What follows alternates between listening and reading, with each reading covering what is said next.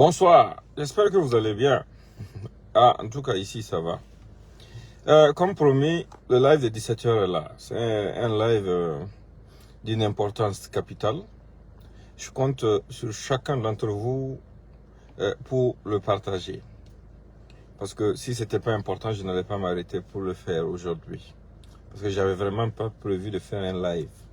Mais il y a une information capitale que je dois partager avec vous.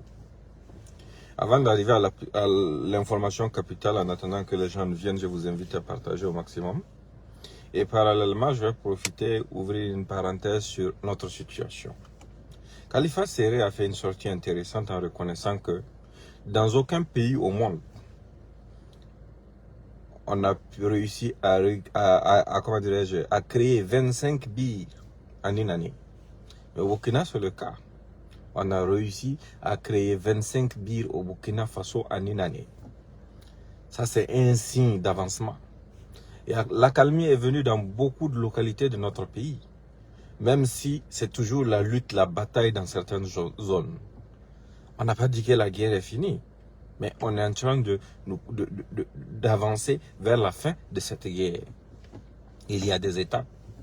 C'est pas parce que quelques farfelus peuvent se réunir, venir incendier une localité ou bien faire quelques dégâts. C'est pas pour cette raison qu'on doit se décourager, se dire que non, on n'avance pas, non, on avance. Ceux qui essayent de nous faire croire qu'on n'avance pas, ce sont des gens qui veulent coûte que coûte nous décourager au bénéfice des terroristes. Qui veulent faire croire que les terroristes sont plus forts que nous. Et ça, c'est pas possible. Voilà. Les terroristes ne peuvent même pas rêver d'une victoire dans notre pays. C'est pour ça qu'ils aboient partout là. Maintenant, partagez pour que je vous passe l'info. Je vous avais prévenu qu'ils avaient fait un plan, les déstabilisateurs, qui allait être exécuté, qui allait commencer à être exécuté au plus tard le 5 janvier. Et je vous avais détaillé le plan. Dans leur plan, qu'est-ce qui allait être fait? Dans le plan, ils allaient créer une situation à la frontière ivoirienne et leurs éléments vont profiter de cette confusion pour faire ce qu'ils ont à faire à Ouagadougou. Et pour ça, ils ont déjà commencé depuis des mois à recruter des gens sur la base ethnique. Vous savez, ça, ce sont les intellectuels qui disent défendre une cause ethnique dans ce Burkina-là. Ce sont eux qui sont derrière ça.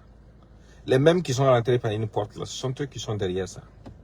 Ceux de Niamey là savent de quoi je parle. Ceux qui vendaient les téléphones portables dans vos rues de Niamey que vous ne voyez plus là, ils sont tous partis en Côte d'Ivoire.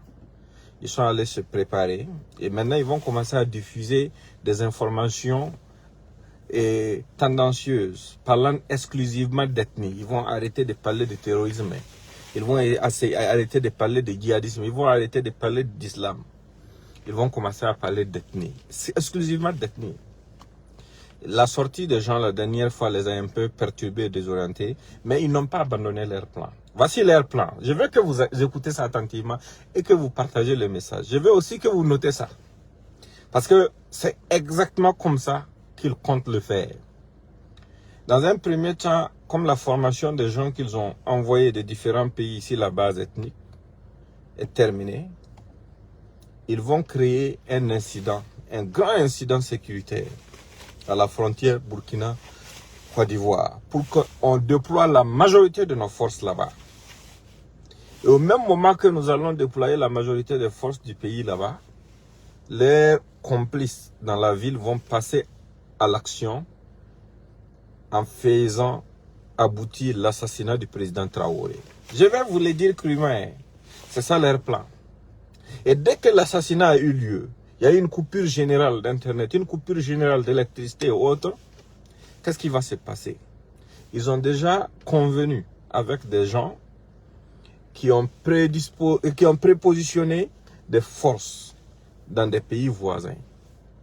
Et ces forces-là vont rentrer en action dans le moment de la confusion pour dire qu'ils sont venus pour le maintien de la paix. Ils vont prendre le contrôle de tout. Notre armée qui va nous dire que, ah voilà, on vous avait dit que vous ne pouvez rien réussir sans nous. Et voilà, nous vous l'avons prouvé, vous ne pouvez rien réussir sans nous. C'est ce qui est en train de se dessiner. Des gens vont faire toutes sortes de propagande ces derniers jours, purement ethnique, pour essayer de faire croire que c'est vers une guerre ethnique que le pays est en train de progresser. Ceux qui comprennent le comprennent, ceux qui ne comprennent pas ne le comprendront pas.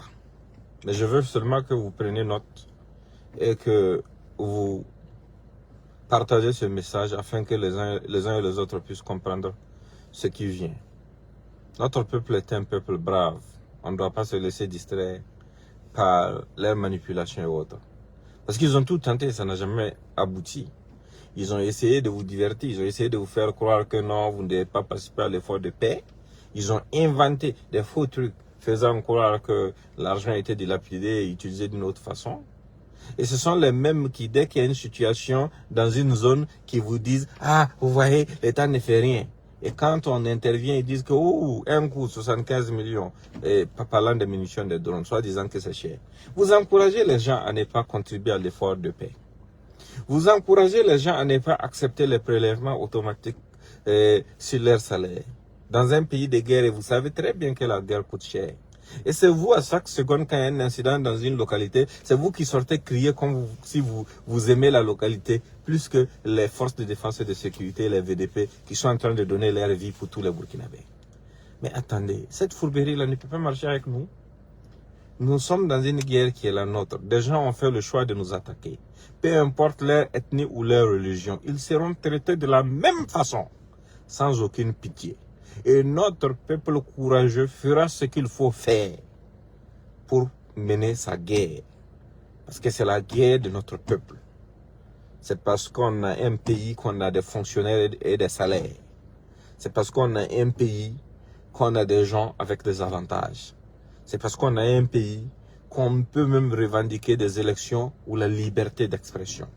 Quand nous serons colonisés par ces lâches, ces farfelus, mais vous pensez qu'on pourra avoir l'opportunité de rattraper ce qui est perdu? On ne pourra jamais. Je pense que le moment est venu pour qu'on se réveille et pour qu'on se prépare. Parce que cette transition est véritablement notre dernière chance. Nous sommes au courant. Vous êtes aujourd'hui au courant de leur plan. Donc maintenant, c'est à vous d'être sur vos gardes. C'est à vous aussi de peaufiner vos plans pour voir quelle réponse apporter à ces gens le moment venu. C'est extrêmement important. C'est le message que je voulais vous passer aujourd'hui. Portez-vous bien, excellente journée.